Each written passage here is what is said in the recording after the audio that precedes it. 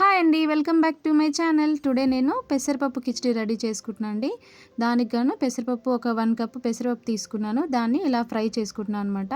కొంచెం దోరగా అయ్యేలాగా కొంచెం మీడియం ఫ్లేమ్లో పెట్టుకొని ఫ్రై చేసుకోవాలి. సో 1 కప్ తీసుకున్నా కాబట్టి ఇప్పుడు నేను 2 కప్స్ ఆఫ్ వాటర్ వేసుకుంటున్నాను అండి.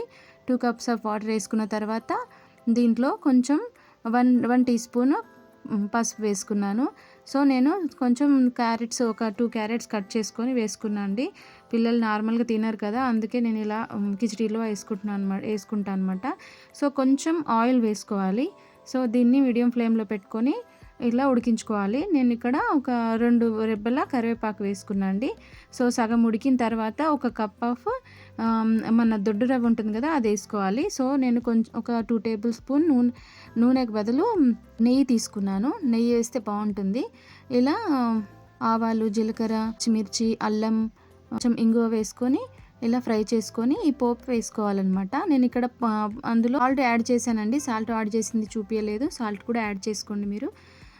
ఇలా చేసుకుంటే కమ్మగా చాలా బాగుంటుంది బ్రేక్ఫాస్ట్లోకి. If you like my channel please share, like, subscribe. Thank you.